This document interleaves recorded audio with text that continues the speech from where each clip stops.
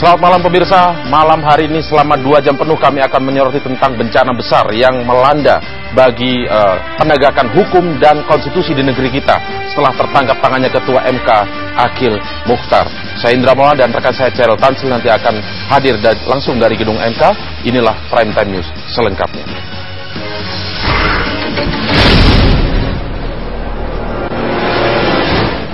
Saya bersumpah. Saya berjanji. Bahwa saya akan memenuhi kewajiban hakim konstitusi.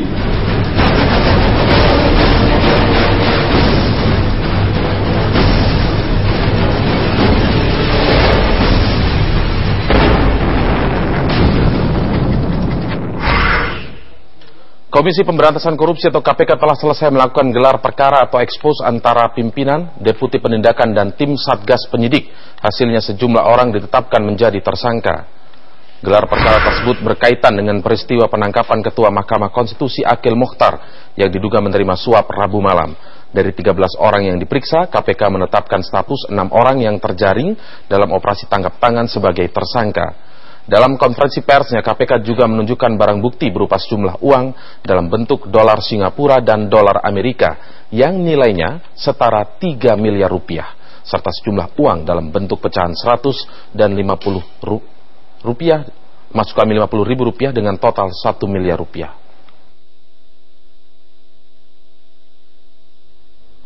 Pertama, AM bersama CN ditetapkan sebagai tersangka selaku penerima, yaitu diduga melanggar pasal 12C Undang-Undang TPK Junto, pasal 55 ayat 1 ke 1 KUHP atau pasal 6 ayat 2 Junto, pasal 55 ayat 1 ke 1 KUHP.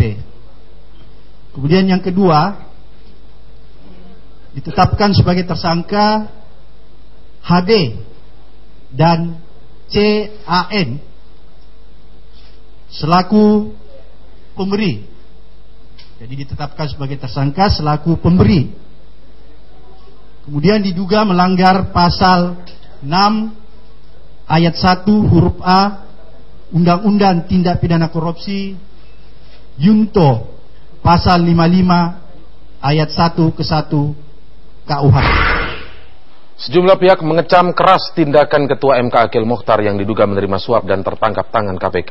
Selain diminta dipecat secara tidak hormat, lembaga anti rasuah juga diminta menuntut Akil Mukhtar dengan hukuman mati. Jengkel dan kecewa dengan perbuatan Ketua MK Akil Mukhtar, mantan Ketua MK Jimli Asidik mengusulkan agar mantan politisi Golkar itu diberikan hukuman mati. Kalau menurut saya ini pantasnya itu pidana mati. Walaupun di undang-undang tidak ada, tapi kan KPK bisa minta. Kan ini kan Ketua MK harus jadi teladan di rumah jabatan lagi. Usulan Jimli pun turut disetujui anggota DPR, mengingat Mahkamah Konstitusi merupakan cermin lembaga hukum tertinggi. Kalau memang proses hukumnya nanti secara bukti itu memang memenuhi semua persyaratan, demi rasa keadilan, idenya Pak Jimli itu cukup menarik. Sungguh mengejutkan kita semua, dan ini adalah tsunami ya di dunia peradilan kita. Dan saya betul-betul kaget ya. Pengamat hukum pidana Yenti Garnasi berpendapat usulan ini tidaklah berlebihan. Apalagi Undang-Undang Korupsi membuka ruang hukuman mati bagi pejabat negara yang terlibat rasuah. Kejahatan termasuk korupsi kalau dilakukan oleh pejabat-pejabat publik, apalagi pejabat negara, itu maka bisa diperberat dengan sepertiganya. Artinya apa? Artinya bahwa kalau misalnya 20 tahun bisa lebih tinggi dari itu, atau kalau itu seumur hidup bisa langsung ke pidana mati dong, bisa saja gitu. Jadi fasilitas undang-undang ada. Akil Mukhtar merupakan pimpinan lembaga hukum tertinggi pertama yang tertangkap tangan KPK karena diduga melakukan tindak pidana korupsi. Maka hukuman mati dianggap wajar mengingat MK merupakan lembaga konstitusional tertinggi. Tim Liputan Metro TV. Presiden Yudhoyono mengaku terkejut dengan penangkapan Ketua Mahkamah Konstitusi Akil Mukhtar, anggota DPR Khairunisa, dan 3 orang lainnya. Menurut Presiden, kasus ini menjadi pelajaran untuk semua. Presiden pun menekankan pentingnya lembaga dan penegak hukum bersikap adil dan tidak bermain-main dengan politik apalagi uang. Lembaga manapun itu dipersyaratkan untuk bersikap adil. Tidak main-main dengan politik ketika harus menentukan keadilan dan kebenaran, dan apalagi bermain-main dengan uang untuk sebuah kebenaran dan keadilan. Berat tugas seorang hakim Mahkamah Konstitusi dan hakim manapun sejatinya. Dan ini mengait untuk menjadi pelajaran kita semua. Pemilihan posisi-posisi di lembaga-lembaga negara yang penting itu memang tidak boleh sangat dipengaruhi oleh kepentingan politik.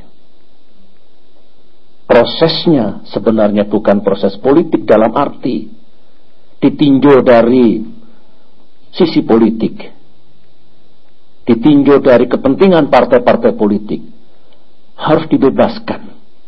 Jadi kalau ada fit and proper tests, itu menguji integritas, kapasitas, dan kesiapan.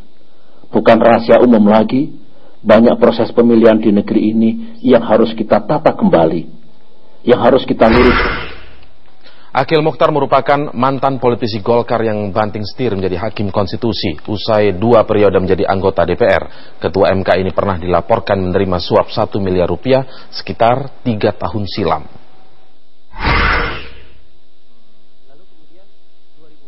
Adalah Refli Harun, praktisi hukum yang saat menjadi kuasa hukum calon Bupati Bengkulu Selatan Dirwan Mahmud, pernah melaporkan dugaan suap kepada Akil Mukhtar ketika menjadi hakim konstitusi.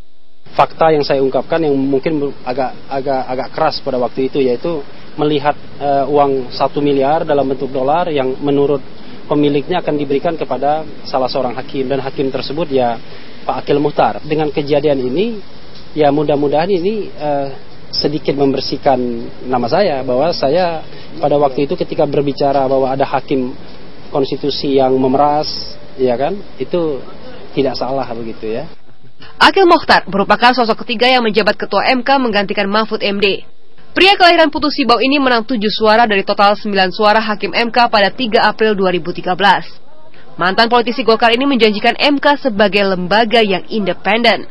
Kalau ada yang populer, ada yang bisa, misalnya seperti Pak Mahfud, bisa ingin mencalonkan ini sebagai ya bagus, alhamdulillah. Tapi untuk saya kira tidak. Kita akan bersama lembaga ini independen, hakimnya independen, lembaganya. Sebelum duduk menjadi anggota Hakim Konstitusi, mantan advokat ini menjalani karir politik sebagai anggota DPR dari fraksi Golkar selama 2 periode. Doktor ilmu hukum ini terpilih menjadi Hakim Konstitusi sejak tahun 2008, yang masa jabatannya diperpanjang DPR hingga tahun 2018. Akil kembali dilantik sebagai Hakim Konstitusi bersama mantan Menkumham Patrialis Akbar dan Maria Farida oleh Presiden Susilo Bambang Yudhoyono 13 Agustus 2013. Akil setidaknya menjadi pejabat negara keempat yang bergelar doktor atau staraf S3 yang tersangkut kasus korupsi. Tim Liputan Metro TV.